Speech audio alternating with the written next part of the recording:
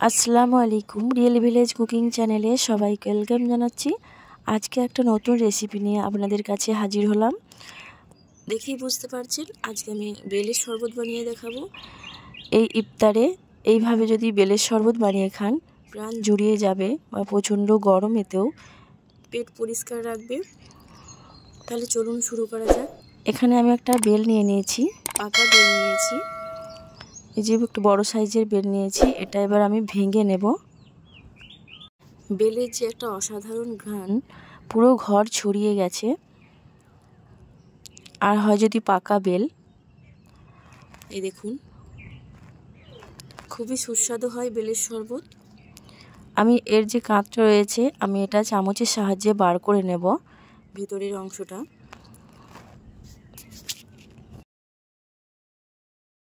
ভেতরের অংশটা একটা চামচের সাহায্যে বার করে নিলে সহজেই বেরিয়ে আসবে।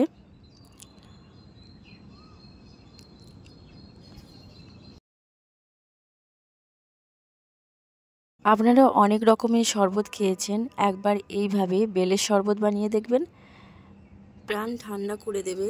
এইভাবে বেলের শরবত বানিয়ে খেলে আর পেটও পরিষ্কার রাখবে। আমি এর ভেতরে যে শাঁসটা পুরো বার করে নিয়েছি। এবার একটা মিক্সিং বোল নিয়ে নিচ্ছি। এই বোলের মধ্যে আমি পুরো শাঁসটা নিয়ে নিচ্ছি। আমি এখানে দিয়ে দেবো জল। আমি হাফ বাটি পরিমাণে জল নিয়েছি। হাফ বাটি পরিমাণে জল নিয়ে এইভাবে হাতের সাহায্যে চটকে চটকে এর মধ্যে যে পাল্প আছে এটা বার করে নিতে হবে। সামান্য জল দিয়ে হাত দিয়ে একটু চটকালেই দেখবেন সহজেই এর পাল্প বেরিয়ে আসবে। আপনারা এইভাবেও করতে পারেন, অথবা মিক্সিং জারের মধ্যে দিয়ে সামান্য জল দিয়ে ঘুরিয়ে নিলেই সহজেই হয়ে যাবে। আমি হাত দিয়ে এইভাবে চটকে এর পাল্পটাকে বার করে নেব।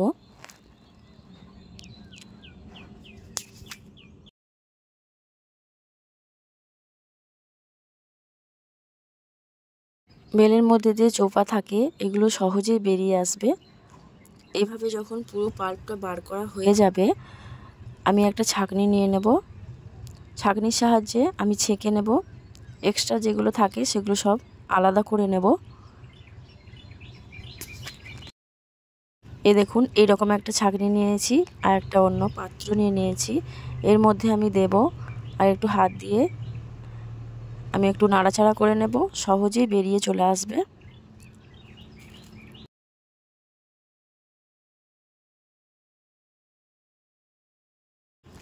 এই দেখুন খুব সুন্দরভাবে এর পাল্পটা বেরিয়ে আসছে আর দেখলেই খুব লোভনীয় মনে হবে। আপনারা এইভাবে বেলের কাঁচটা বার করে আপনারা আইসক্রিম বানাতে পারেন বা বেলের হালুয়া বানাতে পারেন, খেতে খুবই ভালো লাগবে পাকা বেলের হালুয়া।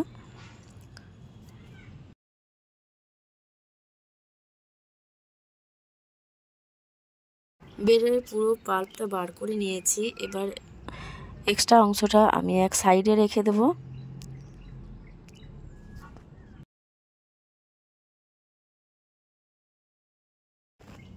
আপনারা এইভাবে যদি ফ্রিজে স্টোর করে রাখতে পারেন, যখন খুশি আপনারা বেলের শরবত বানিয়ে খেতে পারবেন।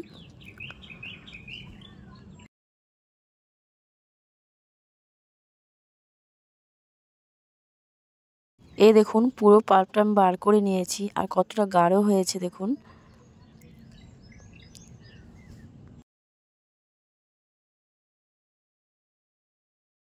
আমি একই পাত্রের মধ্যে আবারও ঢেলে দিচ্ছি। আমি কিছুটা পরিমাণ নিলাম আর সামান্য পরিমাণে আমি আলাদা করে রাখবো।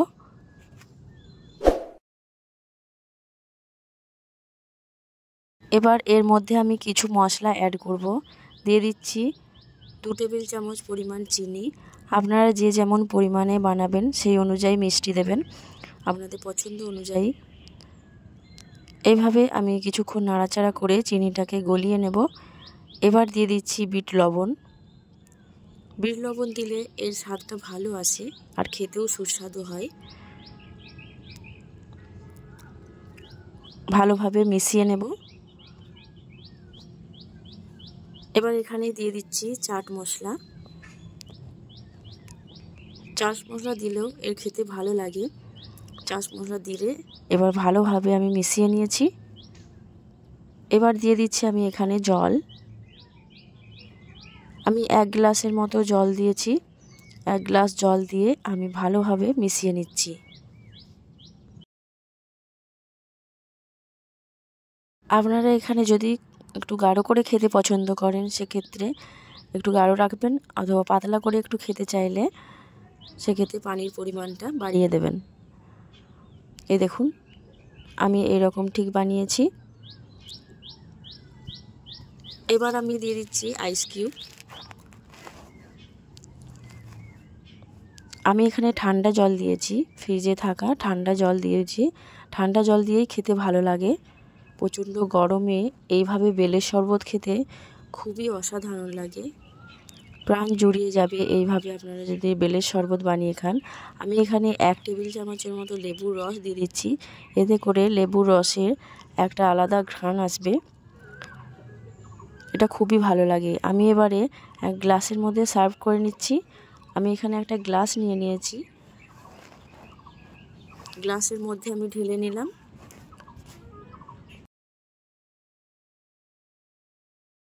আমি এবার এক্সট্রা যে আলাদা করে পাল্প তুলে রেখেছিলাম দিয়ে দিচ্ছি 1 থেকে 2 টেবিল চামচের মতো ওপর থেকে।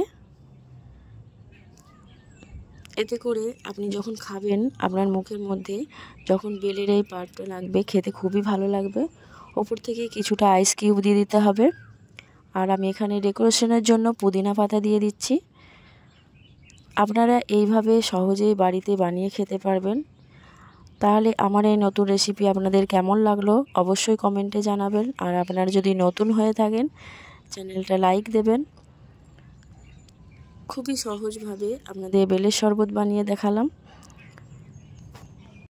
প্রচণ্ড গরমে এইভাবে বেলের শরবত প্রাণ জুড়িয়ে যাবে এবং পেটও পরিষ্কার রাখবে। এই দেখুন খেতে খুবই টেস্টি। আপনারা একবার হলেও বাড়িতে ট্রাই করে দেখবেন, খেতে খুব ভালো লাগবে। তাহলে আজকের মতো এখানেই শেষ করছি।